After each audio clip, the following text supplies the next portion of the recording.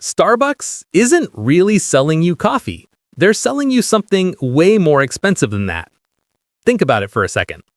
You walk in and everything feels perfect, right? The lighting makes you look good in selfies, there's always some chill music playing in the background, and then the barista writes your name on the cup.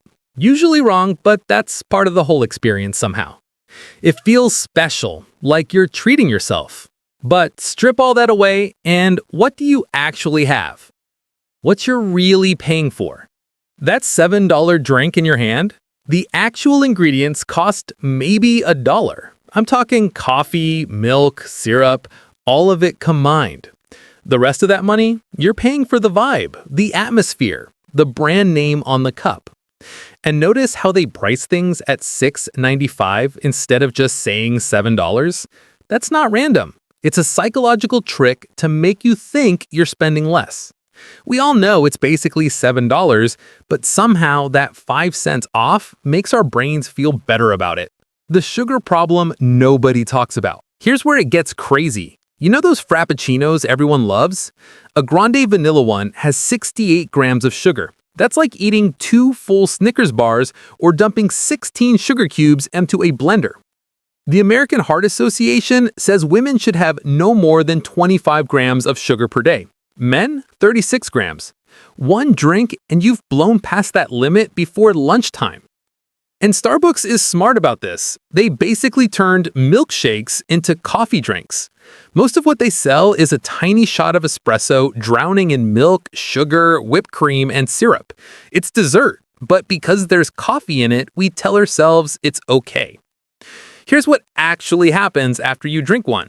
Your blood sugar spikes, then crashes hard. Studies show that people who drink these sugary coffee drinks actually feel more tired a few hours later than they did before. So you're paying $7 to end up more exhausted than when you started. The cup problem. Let's talk about that white cup with the green logo, the one that everyone posts on Instagram. It looks recyclable, right? Wrong. Every single one of those cups is lined with plastic on the inside to keep it from leaking. And that plastic lining means they basically can't be recycled. Out of the 4 billion cups Starbucks throws away every year, less than 1% actually get recycled. And what does Starbucks do about this? They offer you 10 cents off if you bring your own cup. 10 cents on a $7 drink. That's not helping the environment, that's just making you feel slightly less guilty while they keep churning out billions of plastic-lined cups. The rewards trap. Now, let's talk about their rewards program, because this is where it gets really sneaky. It used to be simple. Buy 12 drinks, get one free. Now, you need 25 stars just for a regular coffee and up to 200 stars for anything fancy. And you earn stars 1 or 2 at a time. Unless you play their little bonus games in the app. Come in 5 times this week for extra stars. Sounds great, until you realize you're spending $35 to earn maybe $3 worth of rewards. But here's why it works. It doesn't feel like spending money. It feels like playing a game. Every notification, every "you're so close to your next reward" message is designed to keep you coming back. It's the same psychology casinos used with slot machines. And the numbers prove it. People in the rewards program spend 125% more than regular customers.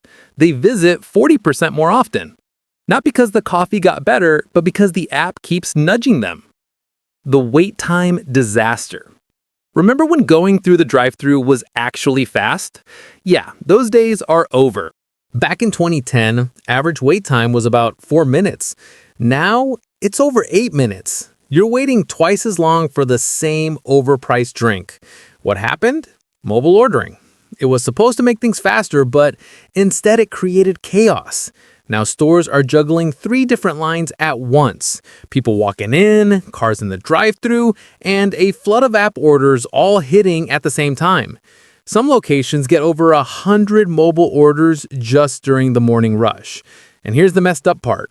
If you've been standing in line and someone places a mobile order from their car in the parking lot, their drink might get made first. The app users get priority. But Starbucks doesn't really care about fixing the wait times. Why? Because once you've been waiting for 3 minutes, you're probably not leaving. They've done the research. 95% of people stay in line once they've waited that long. So your frustration doesn't cost them anything. The seasonal hype machine. And then there's the pumpkin spice latte.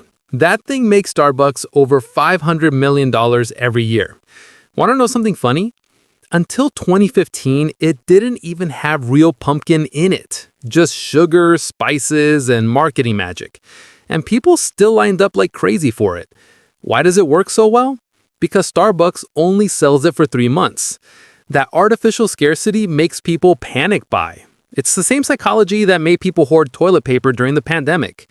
When something's only available for a limited time, we convince ourselves we need it. Blind taste tests have shown that people rate the exact same drink 24% higher when it's in a Starbucks cup versus a plain cup. You're not just buying a drink, you're buying the whole brand experience. Let's talk about the people actually making your drinks, because their situation is rough. The average barista makes about $13 an hour. That's roughly $27,000 a year if they're lucky enough to get full-time hours.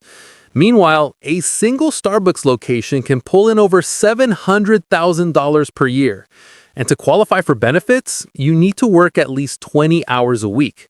So what do some stores do? Schedule people for 19.5 hours, just enough to avoid paying benefits. Add in crazy shift schedules that change with barely any notice, plus dealing with demanding customers all day, and you get insane turnover rates. Some locations see 100% turnover in a year, meaning the entire staff quits and gets replaced every single year. These are the people expected to make 8 drinks a minute during rush hour while managing walk-ins, drive-through, and a mountain of mobile orders all at once. It's not a coffee shop, it's an assembly line. The name game. Ever notice how they always seem to misspell your name? Sometimes it feels intentional, right? Well, there's rumors that baristas are actually encouraged to get creative with names. Why? Because when you post that misspelled cup on social media to laugh about it, you're giving Starbucks free advertising. You buy a $7 drink, they mess up your name, you post it, your friends see it, and suddenly more people want Starbucks. It's genius marketing disguised as a mistake. The healthier options. Oh, and those healthier milk alternatives? Let's bust that myth real quick. Almond milk is mostly water and additives, maybe 2% actual almonds. Oat milk costs less to make than regular milk, but Starbucks charges you an extra 70 cents for it. That surcharge alone brings in over $200 million a year for them. And even their plant-based breakfast sandwiches, the ones marketed as healthier, have barely fewer calories than the regular versions, but way more processed ingredients you can't even pronounce. And if you order decaf thinking you're avoiding caffeine, a medium decaf at Starbucks can still have up to 30 milligrams of caffeine in it. Drink a couple, and you're right back to being wired. Let's do the math. Here's the real wake-up call. If you're spending $7 on Starbucks 5 times a week, that's $35 a week. Over a year, that's $1,820. Think about what else you could do with $1,820. That's a vacation. That's a nice emergency fund. That's way better coffee made at home every single day. The bottom line. Look, I'm not saying you can never have Starbucks again, but I am saying you should know what you're actually paying for. You're not paying for premium coffee. You're paying for marketing, atmosphere, and a brand name. The actual drink, custom may be $1 to make. The rest is pure profit built on psychological tricks, artificial scarcity, and making you feel like you're treating yourself. The workers making your drinks are overworked and underpaid. The cups are destroying the environment.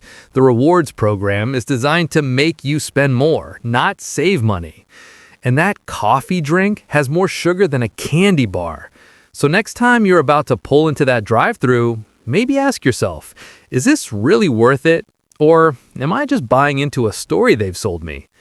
If this video made you think twice about your next Starbucks run, smash that like button and drop a comment telling me what your usual order is, or was. And definitely subscribe because I'm going to keep pulling back the curtain on stuff like this that companies don't want you to know. Stay smart with your money, people. You've worked too hard for it to blow it on overpriced sugar water in a plastic-lined cup.